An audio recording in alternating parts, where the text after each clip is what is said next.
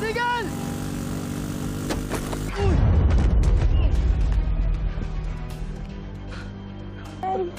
Aray, tulungan niyo.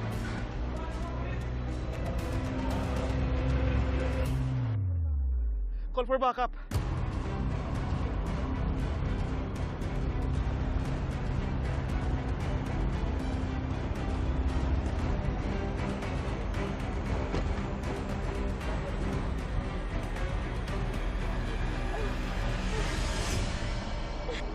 Hindi ka na makakatakas, Moira.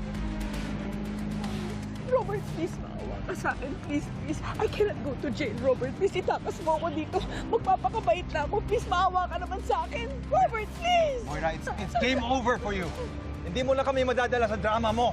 Hindi naman ako ganun kasama, Ang Robert. dami mo ng kasalanan sa akin. Sa pamilya ko. Kay Annalyn na paulit-ulit mo sinasaktan. Kailangan maparusahan ka na. Robert, hindi naman talaga ako ganun kasama. Para mo ng awa, Robert. Please, please, Robert. Bitawan mo nga ako. Maawa ka sa akin. No, I can't go to jail, Robert. Please, maawa ka sa akin. No! Diba? Moira, huwag mo nang dagdagan ng mga kasalanan mo. Wala ka nang magagawa. Robert, no, no. Robert, please. Nagmamakaawa ako. Alang-alang sa pamilya natin. Maawa ka naman sa akin. Wala ka ng pamilya, Moira. Wala ka ng pamilya. No, Robert. No, Robert, please. No, Robert. Moira, please, bitawan mo na nga si Obeng. Hindi siya naaawa sa'yo. Robert, Kunin nyo na yan. Robert, no! Tara na. No! Sige na. Robert!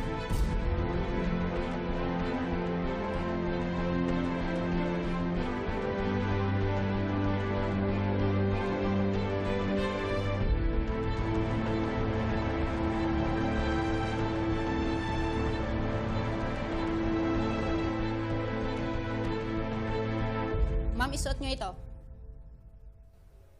Ayoko nga. Kailangan nyo pong isuot yan. Hindi ko susuotin yan. Baka mangati pa ako dyan. Huwag nang matigas ang ulo nyo. Bakit nag-iinarte na naman bambabaeng ito? They need to take mugshots of you. And they do that to criminals like you. I am not a criminal, Giselle. Oh, really? So ayaw mo itong suotin? Ayoko. Ha? Ayaw mo, ha? Hindi ko susuotin yan! Ah, okay. Ano ba? I'm going Let to go of dress me! you. Can you not? Let go of me! Ayaw Sige mo, na, ah. sige na. Susuotin ko na yan. O ayan, suotin mo yan. Tara, daling kita sa CR. Daming arte.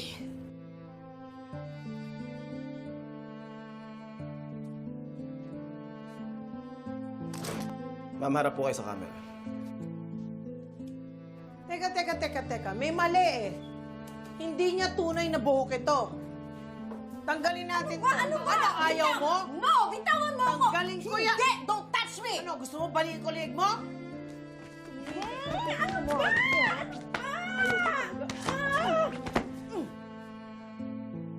Yan. Yan ang totoo niyang buhok. Ma'am, ulitin po natin. Sa kabila po.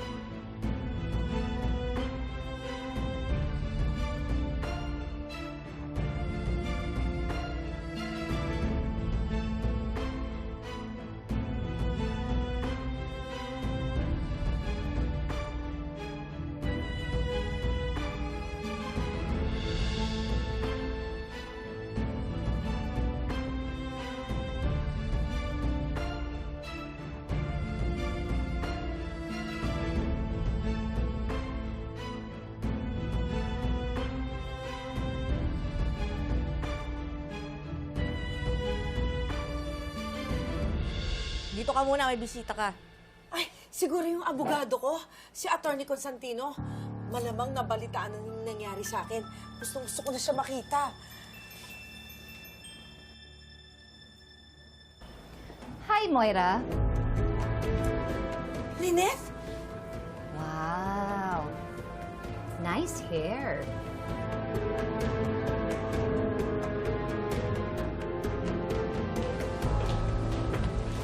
Helen, Dok, nasaan nanay mo? sa taas pa po. CR lang ako.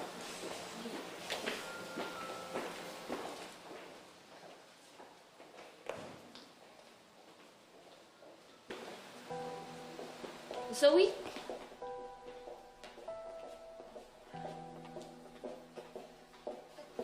Zoe, dalawin ko si Mami. Hindi ka pwede pumasok. Hindi ka pwede pumasok kasi isa lang yung pwedeng bisita. Tapos si Nanay, nandun kay Ma'am Moira. Mami mo, nandito? Ba, nauna pa siya sa akin, eh. Zoe, pwede ba? Next time ka na lang bumisita. Dumistansya ka muna. At bakit? Sino ka para pagbawalan ako? Eh, yung nanay mo nga nakadalaw akong anak pa, pagbabawalan mo? Eh, Zoe, kasi may mga press. Eh, ano naman? Eh, Zoe, alam naman natin na kapag nakita ka ng mga press, idadamay ka nila sa intriga. Alam naman natin, di ba, na dinadamay ka nila sa ginawa ng mami mo? Kaya sige na, dumistansya ka na lang muna. Bumisita ka kapag wala na yung mga press. Annalyn, napaka-OA mo. Hindi ko naman hinihingi yung opinion mo, eh. Alam mo, palibhasa, hindi mo naman kasi alam yung nararamdaman ko. Zoe, naintindihan kita, kaya... Annalyn! Alam mo, wala akong pakialam sa iniisip mo. Iniisip mo, demonyo yung nanay ko? O sige, fine. Pero nanay ko pa rin siya. O kaya anak niya ako, hindi ko siya pwedeng iwan. Kaya pwede ba, huwag mong sasabihin sa akin na hindi ko siya pwedeng dalawin dahil wala ka naman sa